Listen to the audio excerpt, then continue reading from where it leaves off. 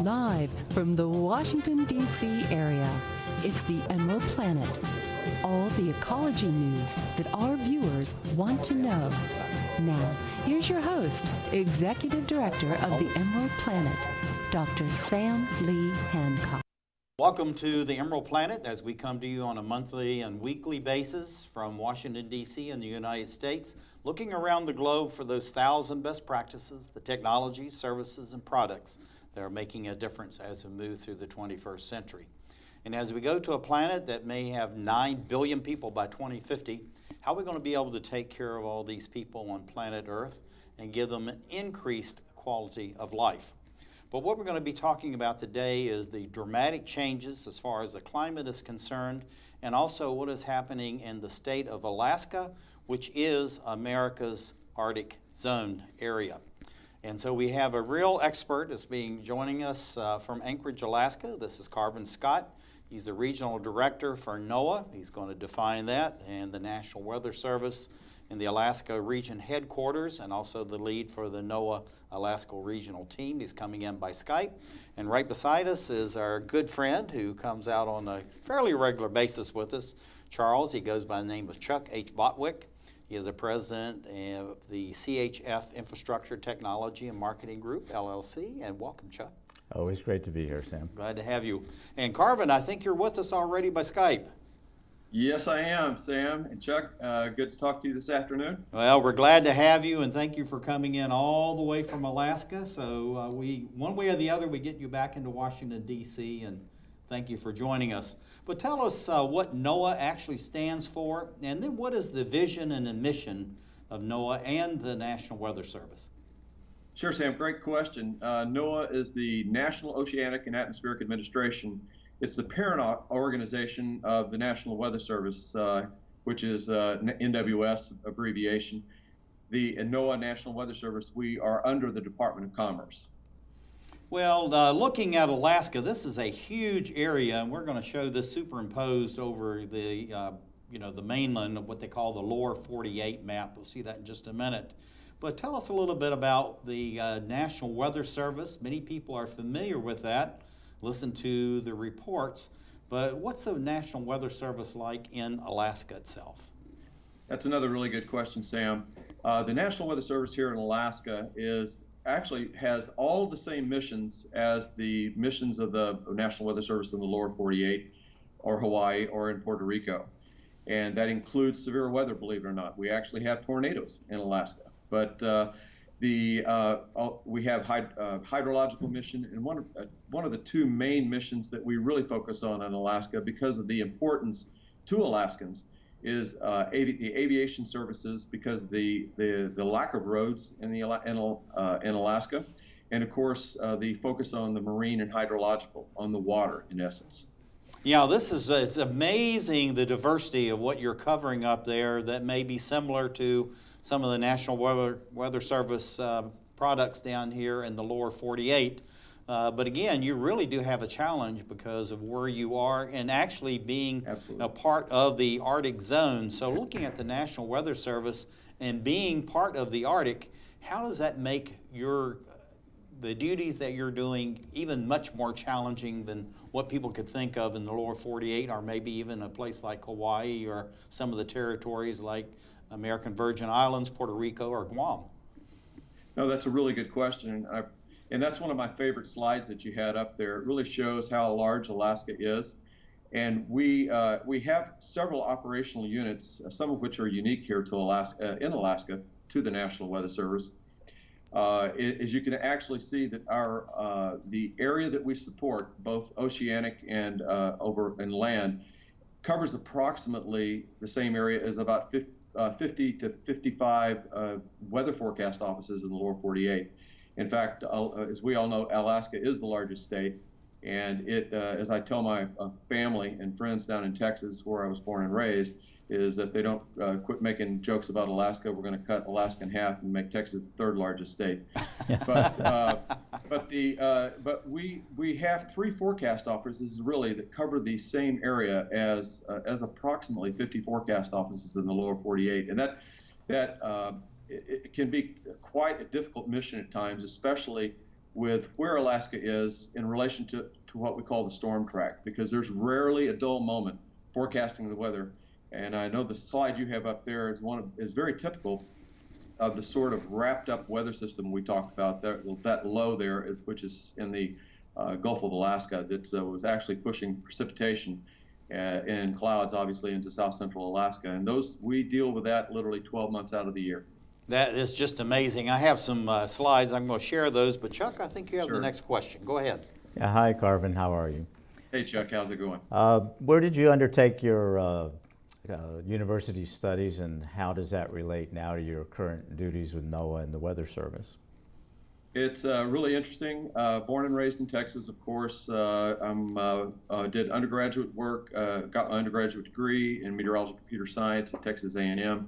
Got my graduate degree at Texas A&M, actually in severe convection, believe it or not, in radar meteorology. I've also worked for Delta Airlines and was in the United States Navy Reserve, retired as a Navy captain here about 4 years ago. And so I look back with all the work that I've done really has culminated in, I think, and has prepared me for being here in Alaska with a broad spectrum of different activities and different forecast responsibilities and leadership roles that I've played. And it probably wouldn't have predicted it from my undergraduate days, but as I said, I've been up in Alaska now 28 and a half years in various roles, and of course here now as the regional director. Yeah, looking at these facilities and also the state map again, I wanted to put this up, but you have a significant footprint and also a tremendous amount of infrastructure. Tell us why there's so much infrastructure in Alaska for both NOAA and the National Weather Service. Yes, that's an excellent question, and the Weather Service specifically has a lot of infrastructure just because of the need to be able to observe the atmosphere. Any good forecast, the basis is based on good observations, good situational awareness. So a lot of what we have a number of offices still in Alaska, 11 to be precise, that are what we call Weather Service offices, and those are represented by those blue dots there. We also have 3 weather forecast offices, which are equivalent to the forecast offices down in the lower 48. We also have an aviation weather unit, Volcanic Ash Advisory Center, and because of the number of active volcanoes we have here in Alaska, 4 of which are in Cook Inlet, that have direct impact on Anchorage, the Anchorage area, which is the largest city in Alaska. And of course, the number of active volcanoes on the Kamchatka Peninsula, which then has tremendous influence on the public, marine, and especially the aviation program. And then last but not least, we have a River Forecast Center, the Alaska Pacific River Forecast Center for the hydrological issues in Alaska, and then the National Tsunami Warning Center, which has tsunami warning responsibility for the continental U.S., Alaska coast, as well as the Canadian coast. Yeah, and I tell you, there's really a lot of action, and I put these 3 in here. If we can go over this quickly, as far as people don't realize that actually ships are actually going through and crossing around the North Pole. This is opening up. It's cutting the sailing time between China and the Asian markets into Europe. So it's a dramatic change, but then you look at what Russia's doing. Give us a little overview of all of this in a very short period of time. Sure. It's good to remind folks that Alaska makes the United States an Arctic nation, like Canada and Russia, of course, Denmark, Norway, Sweden, Finland, and that in its sense is what we see changing right now in terms of with the diminishing sea ice in the summer, which is opening up shipping lanes that had been previously unavailable. And those sorts of activities, plus the pursuit and trying to access the oil, mineral, and gas for instance, in the Chukchi Sea and off the coast of Russia, appears to be making the high latitudes and certainly north of the Bering Strait in what we call the Arctic Ocean, is going to make it a very competitive area. And that's one of the things we're trying to address here in the National Weather Service as to how we change our mission with the increasing ecosystem, impacts to the ecosystem, marine transportation, ecotourists, as well as probably the higher impact on our defense of our homeland, as well as national security issues that are going to increase here in the coming decades. Yeah, and looking at this buildup that Russia has, I mean, they're really very aggressively pursuing it. You know, they put the Russian flag, you know, right under the North Pole and all that.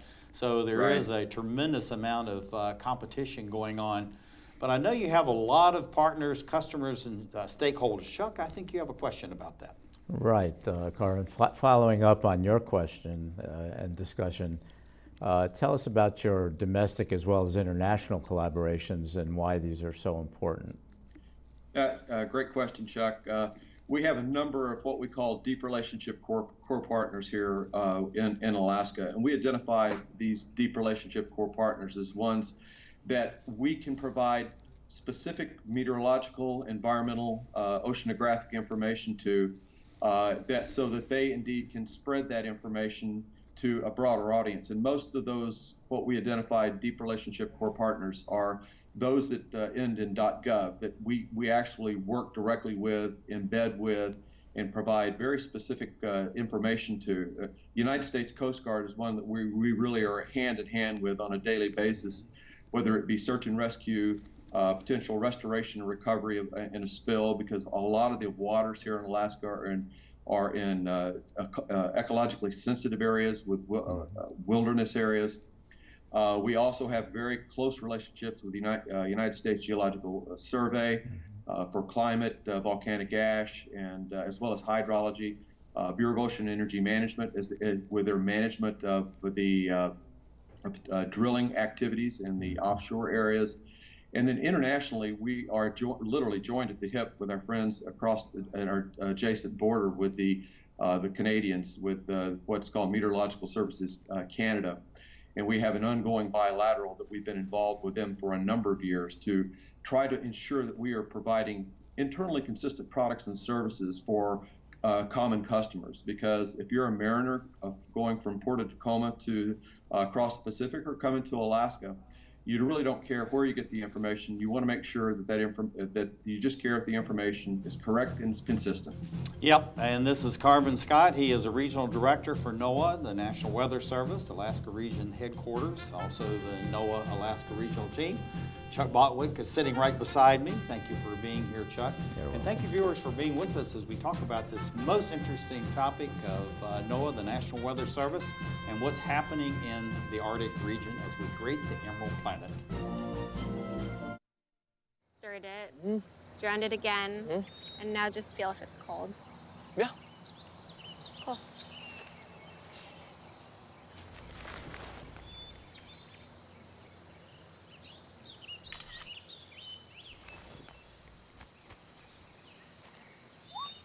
Smokey just gave me a bear hug. I know. I already posted it.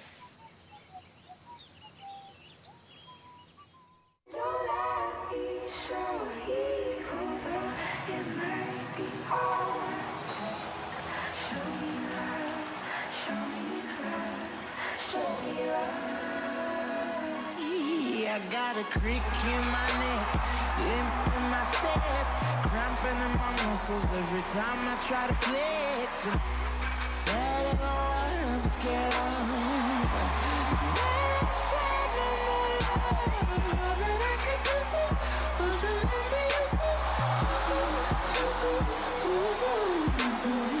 You know I usually say no, but if you throw me love, I'll throw you some more.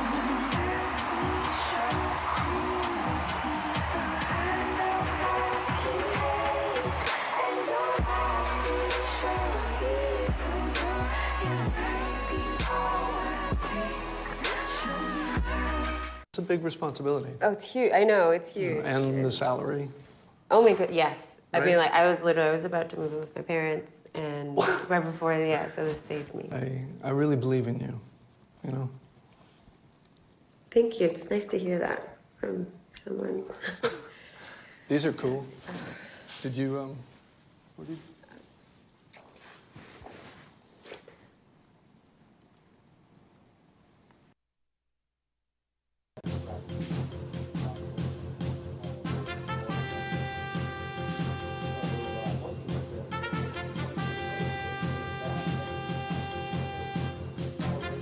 we're back to the Emerald Planet.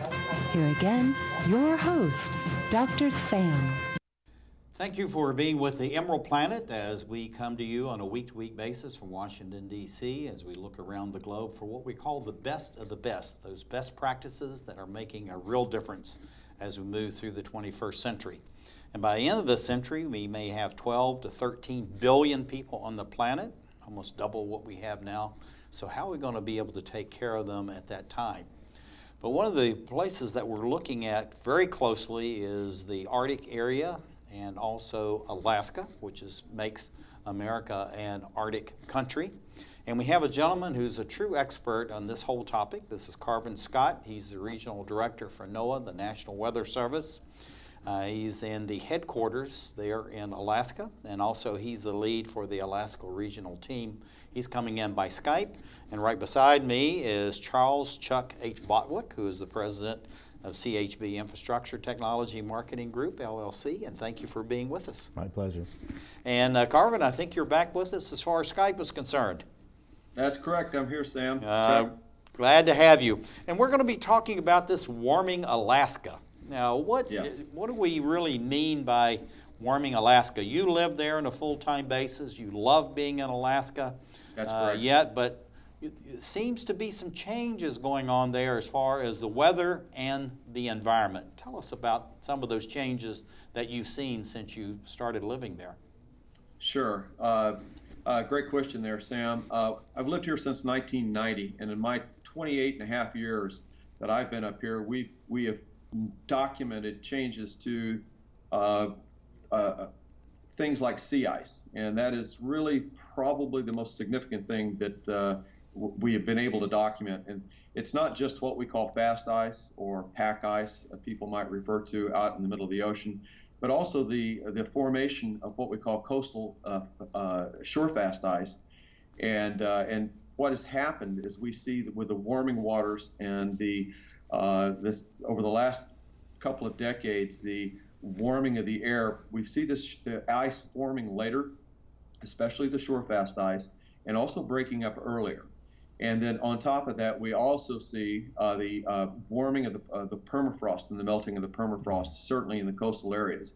And the combination of those two things is making our coastal communities, places like Shishmaref and also even certainly Point Barrow and Utqiagvik, and those areas are making them vulnerable to coastal storms, because in the past the shore fast ice would protect those communities, but now with the warming and the melting permafrost, now we get coastal erosion with these coastal storms that's impacting these communities in a very negative way. Yeah, and looking at this, tell us what the blob is. But this whole thing about warming Alaska, what do you really mean by that? And then how is that an impact on the lower 48? Because most people think they're in Alaska. We don't have to worry about it. But that's really not the case. That's really not the case. And we have used a euphemism up here that has, over the last few years, that I think it started off, what happens in Vegas doesn't stay in Vegas, or stays in Vegas. For us, what happens in the Arctic does not stay in the Arctic. And with the warming of the oceans, the Bering Sea specifically, and of course the Chukchi Sea, with a lack of the later the formation of the pack ice and the fast ice in both the Chukchi and the Bering Sea to the north, that has made that water and made the energy that's available because of the water is changing the circulations across the northern hemisphere. And that in itself, because when you change basically the flow patterns, then that can change the amplitude of the flow patterns to get sort of technical. Then what can happen is that you have changing weather, that those weather patterns go meridionally, and can cause different flow patterns down in the lower 48 than what they have climatologically been used to. The blob you asked about was a very, very anomalously warm body of water that formed offshore for several years. It was related to very negative impacts on our ecosystem up here, including things like salmon returns. And it is something we're still dealing with here in terms of the impacts to our ecosystem and the salmon returns in Alaska even today. Yeah, this is something that's really critical. Chuck, I think you have the next question. Yeah, Please. hi, Carven. How does the warming Alaska actually affect the citizens of Alaska itself? Yeah, we talk about in Alaska that probably unlike most of the lower 48, that cold temperatures, snow and ice in the lower 48 are usually things that people kind of dread, unless you're a skier. But in Alaska, because that's part of the fabric of our life up here, the lack of snow, the lack of ice, both in the river and in the oceans, and the lack of cold has negative impacts on how we actually work and live up here, and certainly has tremendous impacts on our subsistence hunters and in the native communities. For instance, our rivers where they freeze up in the wintertime, and they become the roads because of the lack of actually paved roads in Alaska. And the fact that we're not getting sufficient snow cover, and the fact that we're not getting the roads frozen, and of course that makes the soils then more vulnerable to melting permafrost, as you can see that house right there. These are all things that we're dealing with here over the last 10 years to 15 years because of this warming. What we see in over the last couple of 2 or 3 decades, the warming of the climate, especially in the interior and the coastal areas of the west and the north, not so much in southeast Alaska. Yeah, looking at this, and you just explained some of that as far as the cold, and you know, it really is cold in Alaska, but you're saying that warmer weather is not necessarily welcome. What are we looking at here in this landslide and the slippage of the soil actually out into the water? And is this going on all over Alaska? It's going over in places, especially in the interior. I was just up at Fairbanks actually this past week, and there's places where the permafrost is actually melting underneath the topsoil, and you can actually get basically a slow slide of the undergirding of the soil. And it's very, very difficult to mitigate. And we see whole mountains and whole hillsides that are actually sliding because of the melting permafrost. And certainly our roads are hugely impacted in the interior because of this melting of the permafrost and the inability of, I'll say, some of the structures and the infrastructure have prepared for this melting permafrost, especially in the interior area of Alaska.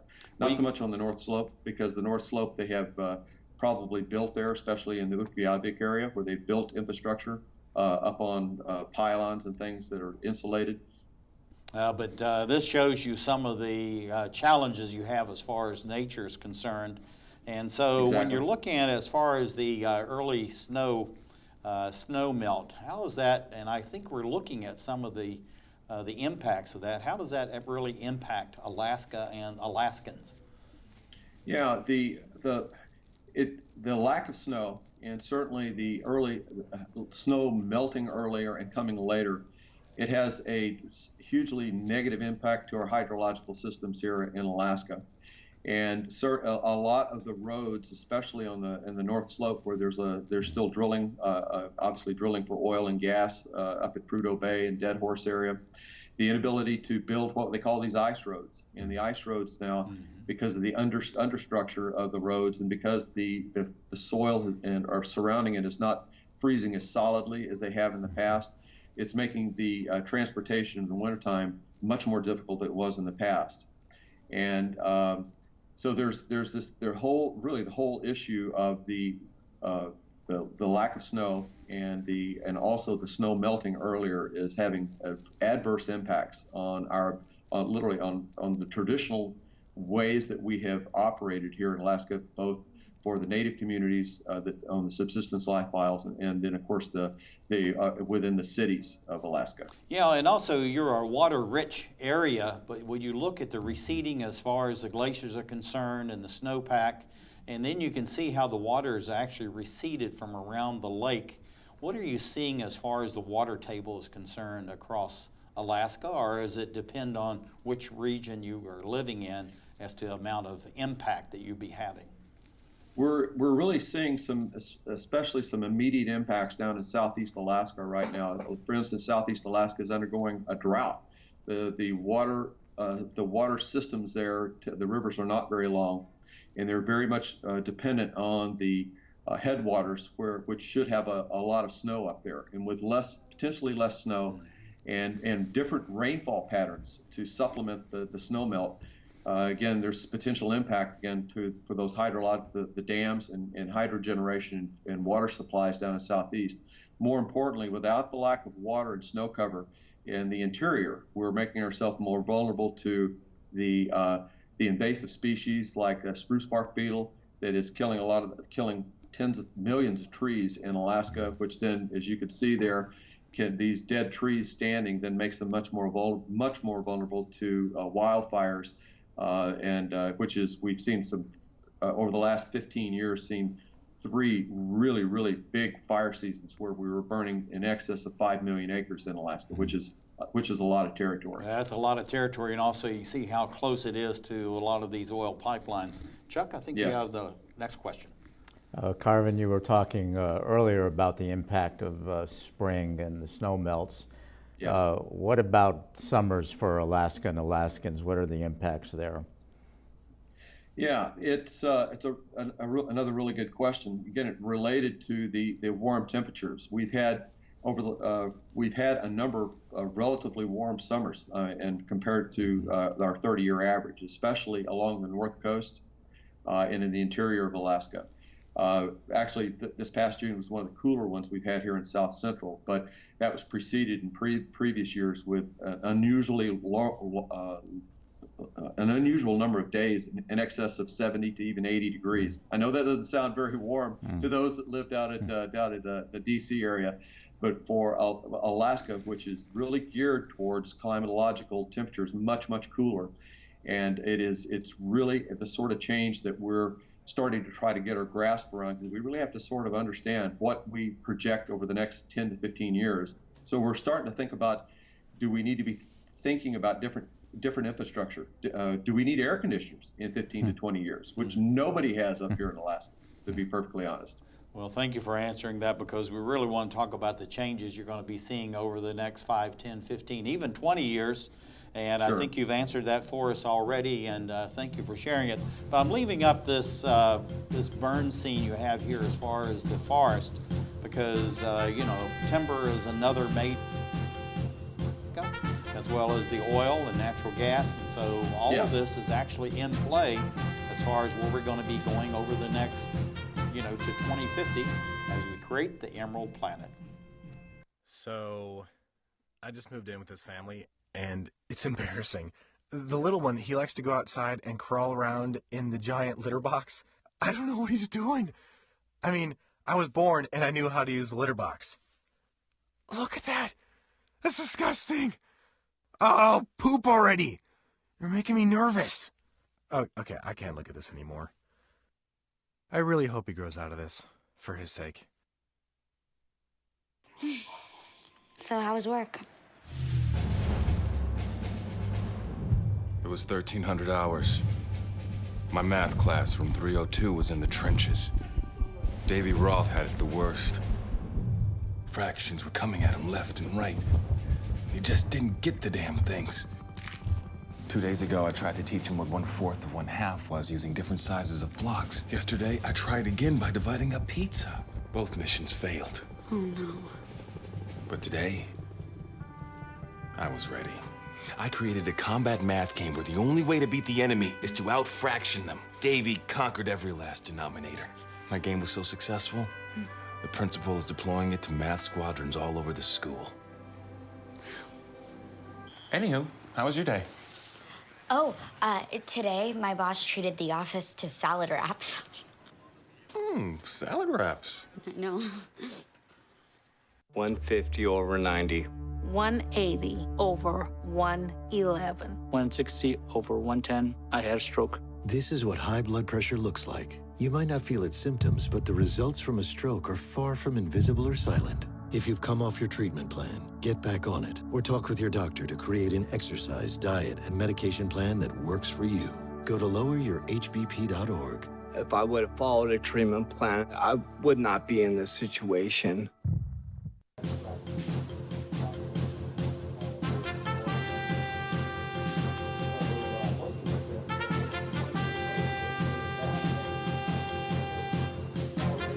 we're back to the Emerald Planet. Here again, your host, Dr. Sam. Hello and welcome to the Emerald Planet as we come to you on a week-to-week basis from Washington, D.C. and the United States. And we're also looking at Alaska and the Arctic zone of the United States. There's many changes going on there. Many people know that we're in the midst of dramatic climate change. And how is this actually impacting the lives not only of people in the urban areas, which the United States now is about 80% urban, but also in very rural areas, and particularly in the state of Alaska. And we have a gentleman who's a real expert. He's coming in from Anchorage, Alaska, joining us here by Skype. This is Carven Scott. He's the regional director for NOAA and the National Weather Service, coming out of the Alaska Region headquarters.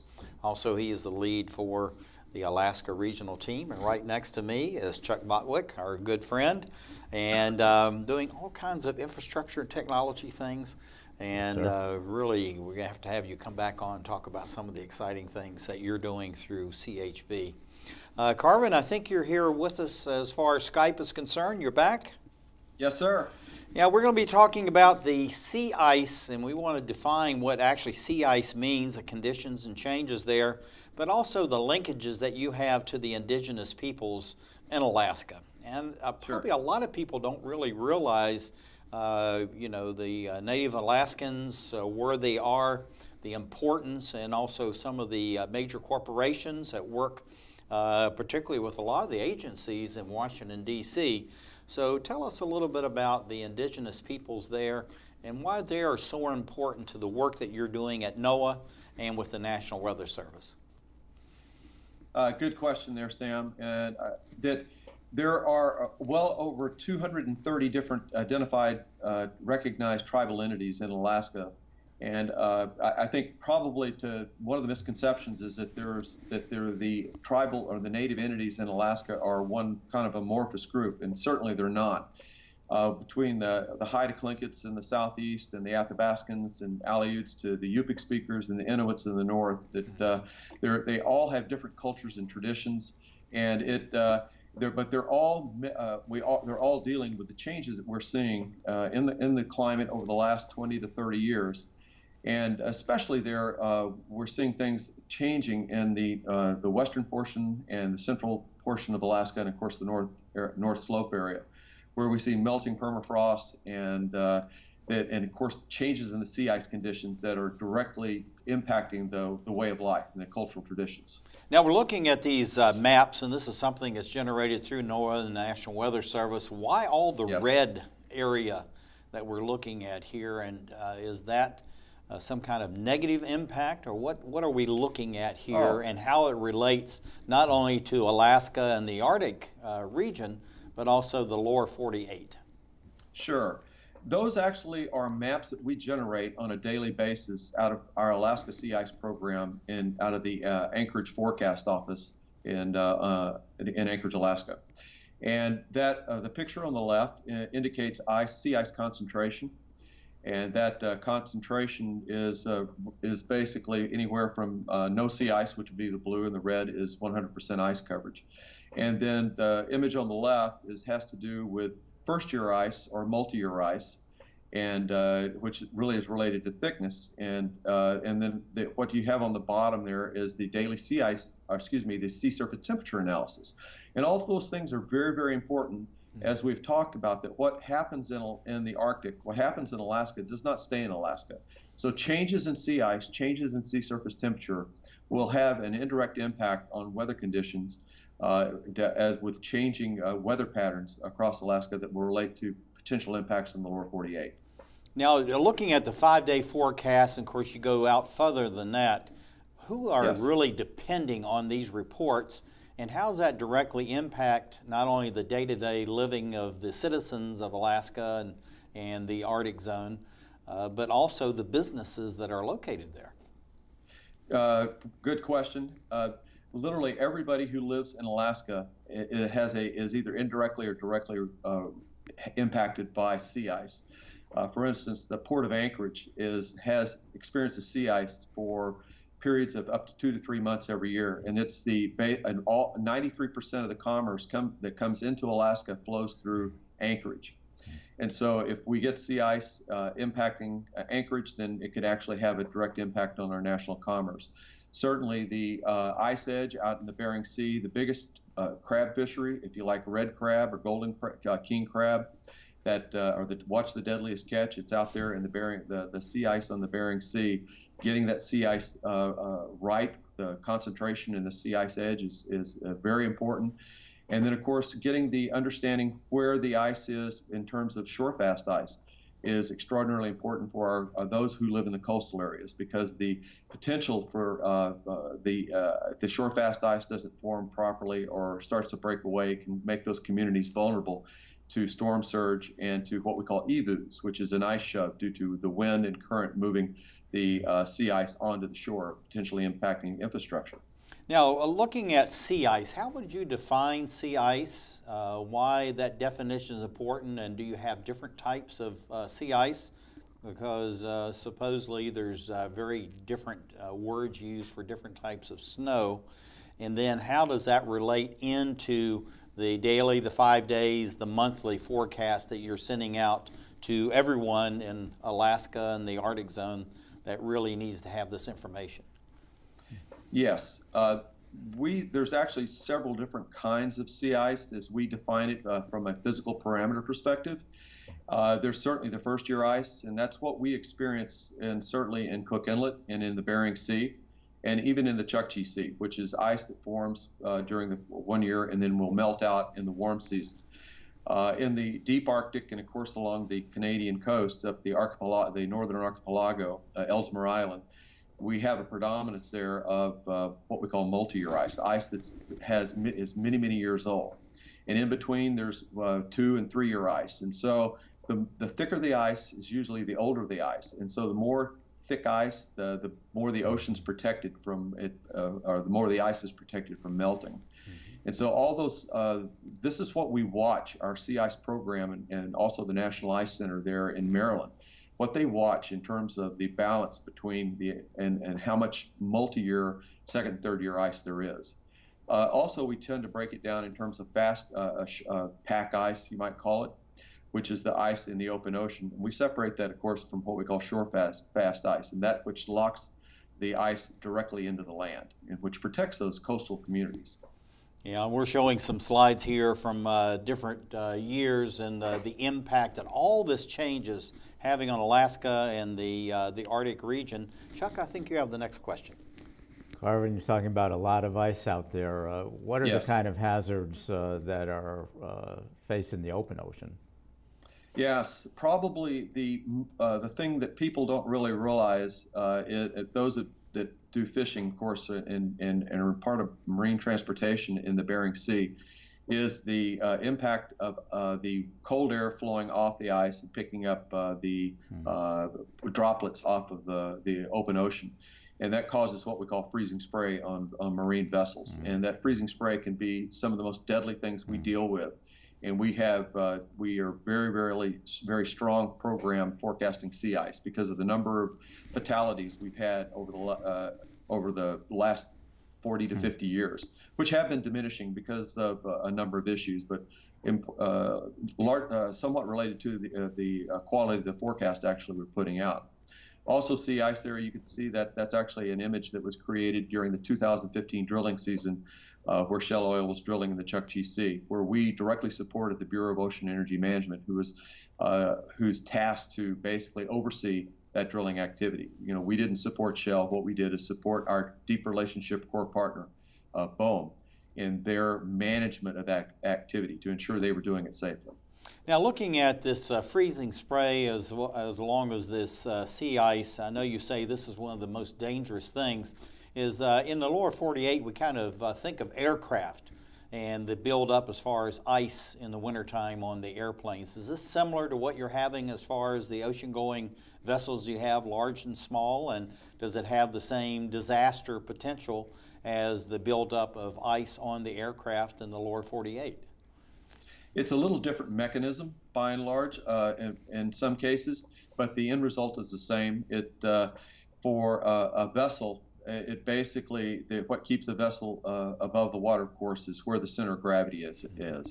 And when you build up with freezing spray on the superstructure of a particular ship, that freezing spray then can change and elevate the center of gravity above the water level. And you get that up to a certain point because of the amount of weight, because of that ice, it will then cause the vessel to go turtle, as we say. And usually when that happens, it's usually a very bad outcome. We had a particular incident last year where a fishing vessel was within 2 miles of St. George Island in the Pribilofs in Bering Sea, was sailing out, and literally by the time they got the beacon out, the 5 souls were lost as it went turtle and down to the bottom of the Bering Sea. Yeah, when you look at the size of these cruise ships, and you're having more and more of these, and many of my friends have actually taken this, and they Yes. say the trip they had to Alaska was the best ever, and they've been all over the world. Sure. But you can see the size of this and how important that is, and of course your collaboration with the U.S. Coast Guard is critically important. Chuck, I think you have another question. Yeah, hey Carven. What actually is a core partner, and can you describe some of the examples where you've provided support services to core partners in the changing environment there? Yeah, I did relate to one there, of course, with Bureau of Ocean Energy Management. We do a lot. We're joined at the hip with the United States Coast Guard District 17 in Alaska, and basically what we do is we define a deep relationship core partner as one that we're going to work directly with on a day-to-day, if not an hour-to-hour basis, to provide specific weather, water, sea ice, ocean information so that they can execute their mission in a most effective and safe way. And the Coast Guard, with a responsibility for law enforcement, for fishing and fisheries enforcement, and certainly search and rescue in Alaska, ensuring that they have the exact information they need in order to operate safely in their law enforcement mission, in their as well as in their search and rescue mission, and also for hazmat when there is a spill in the water. We would define them somebody who is a deep relationship core partner. One last question. We have to have a quick answer. It's about 15 seconds. What do you see for the expansion of your core partners over the next 5, 10, or 15 years? We see we're going to have what we call cooperative federalism. We amongst all of our federal partners and state agencies in Alaska, are going to have to figure out how to work even more closely together. That's fantastic. Carven Scott, Regional Director of NOAA, the National Weather Service. This is Chuck Botwick sitting right beside me of CHB Infrastructure Technology Marketing as we create the Emerald Planet.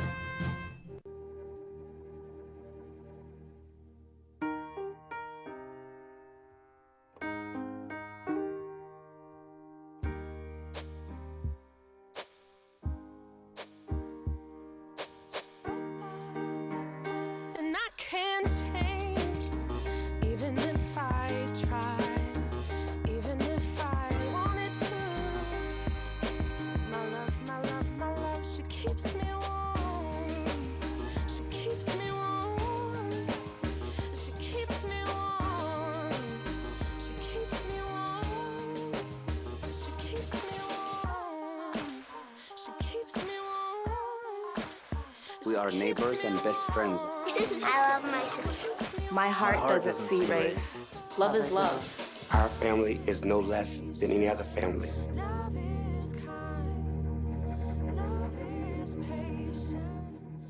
Open road, here comes the Heffley family. Whether it's a short trip or a long haul. Estimated time, 47 hours. They will beg. You're hungry? I'm happy to provide. They will plead. Deep fried butter on a stick. But whatever you do, don't wimp out. Now you're talking. Make them buckle up. He can't hurt. Remember, safety first. Cheese curls second. Are you orange?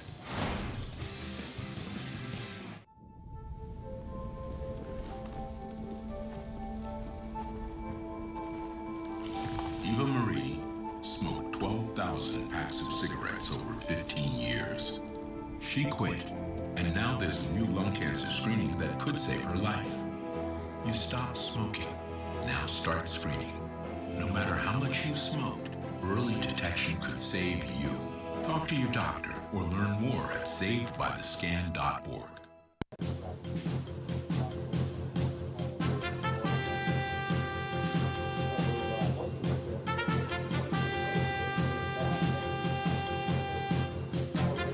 we're back to the Emerald Planet.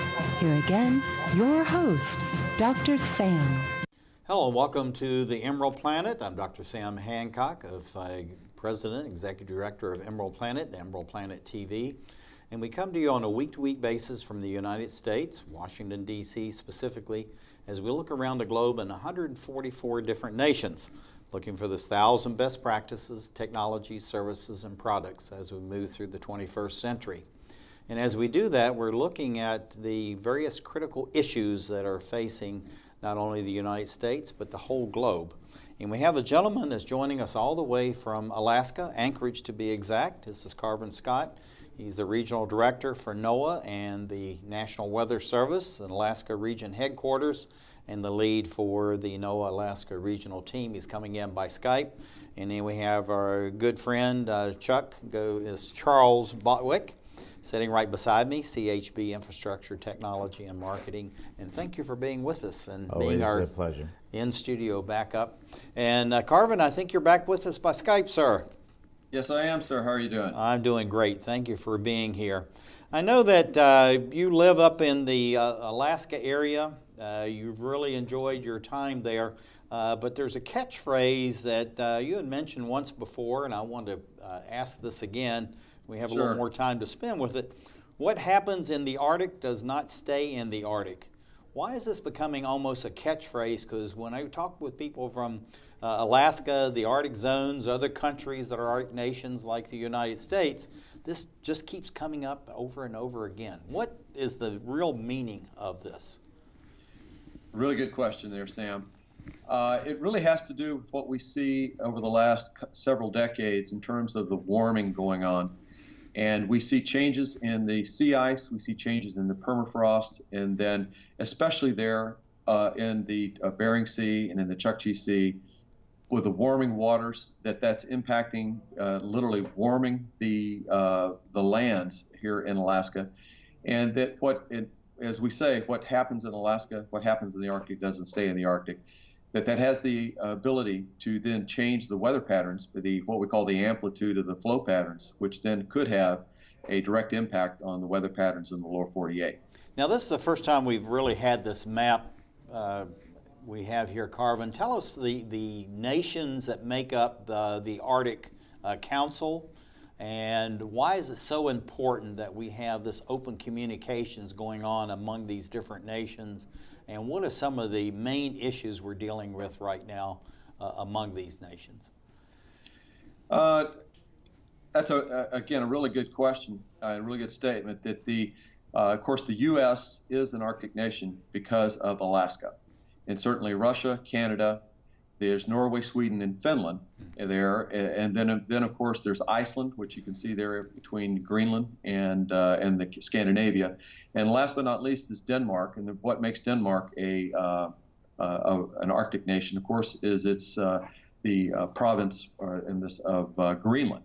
So we need to work together because of I'll say the specifically how little impact things have been, or I should say, there's been really no observations in the high latitudes, and we need without the observations and without the infrastructure in the high latitudes, as the transportation potentially modes change, as more activity goes into the Arctic, we need to be working together because of the potential impact in these pristine areas in the high Arctic. So we need to work together so that we have I'll say an internally consistent sort of process for providing that impacts, helping people understand the impacts and risk management in the high latitudes. Yeah, and we have the Arctic Alaska and the Northwest Canadian map here. We really are, and you said this earlier, joined at the hip with Canada, and we truly are. It's very important that we have a close working relationship. And I think that's something that you're working on, day in and day out. But the mid-latitude linkages, what are mid-latitude linkages, and why are these so important? Well, if you look at how the climatology, what we are used to in terms of over the last 50 to 60 years, that's obviously based on weather patterns that tend to recreate themselves year to year. And it has to do with the connection between, since the Earth really is nothing but basically a very, very large heat engine that takes the direct heat input and then tries to do heat balancing from the sun. And if you change things like the accumulation of excess heat potentially in the low latitudes, and certainly if you remove this blanket of the sea ice, that's going to potentially change how the heat balance, and how the warm air then goes north and how cold air goes south, which changes the weather patterns around the globe. Yeah, and so yeah, I was just going to say this map lays out just how critical and important that is, I believe. Yes. That's correct. And where you're living in the middle latitudes, as they say, and certainly where we live up here is in the high latitudes. And by reducing the amount of sea ice in the wintertime, and especially in the summertime, in the warm season, there's more heat, more moisture available in this heat budget, which is potentially can transform the standard climatological weather patterns, potentially do that, which then could have impacts down in the lower 48 in terms of what they experience as normal, their new normal climate. Yeah, and we can see that in the outline of the map here and how that really does impact us. Chuck, I think you have the next question. Carven, we understand from ongoing research that the Arctic is warming at twice the rate of the United States and in fact the whole planet. Why is this happening? Why is it so important? Really complex question, and probably there's a lot of things having to do with ocean circulation, both in the Atlantic and the Pacific. But what we see up here, and what we see specifically, and what we're measuring in Alaska, is the lack of early sea ice. The sea ice is forming later in the fall and is breaking up earlier in the spring, which is making that warm air that because of the air's contact with the warm ocean, it is warming up our surface temperatures here in western Alaska and in northern Alaska. And so and of course, obviously with the lack of sea ice in the lower 48, you're not going to see those such dramatic changes. Yeah, and looking at this, you can see how steady over, almost the entire century it is, and then all of a sudden it's spiking. And so this has direct impact not only on Alaska and the Arctic, but directly on the lower 48. I believe that's the message that you're sending to all of our viewers here and around the globe. I think that one of the things we should be thinking about is that, and one of the things that a lot of the research scientists around the world are looking at with these potential long-term changes from what we've seen over the last couple of decades, if they continue to persist, then what will be the linkages to the lower 48 into the middle latitudes? And those are things that the research scientists are trying to get their arms about right now. Now, we're seeing this graph, and I'll let you explain that. I'm going to leave this up, so we can talk about it in depth. But the image behind this, what is that telling us, not only just the graph itself? Oh, see, I'm sorry, I had to take a quick look there. The sea ice extent over the last 1,500 years, and what we've seen huge transformation, and last year being a prime example, for instance, in the Bering Sea, is that we've seen drastic changes in the Bering Sea, literally over the last 3 to 5 years, where last year was the least amount of sea ice in the Bering Sea in the satellite era since 1979.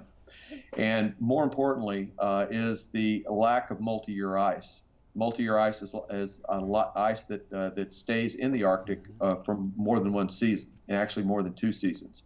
And we have seen a dramatic decrease in the amount of the thickness of the ice in the Arctic, as well as the amount of multi-year ice in the Arctic, which makes it the first-year ice is much more vulnerable to wind and current and wave action, and which then, as we've said, when you make the water available as opposed to ice cover, then it potentially changes all the boundary layer of the low-level physics, the heat transfers and moisture transfers, which then can change the whole dynamics of the atmosphere, and how what happens, as we say, what happens in the high latitudes could actually change what's going on in the lower latitudes, in the middle latitudes. Now, something you introduced me to, and I'd vaguely heard of this, but really didn't know that much about it. What is the Arctic Report Card?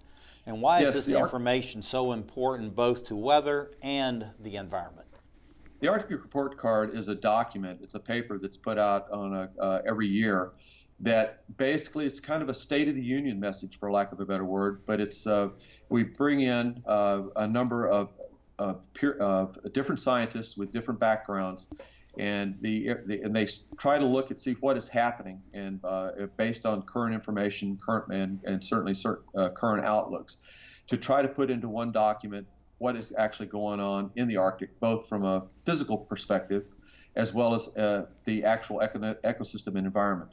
And so it is used to target not just the scientific community, but also for teachers, students, and certain decision makers, and also policymakers. Yeah, that's absolutely fantastic. Chuck, I think you have a question.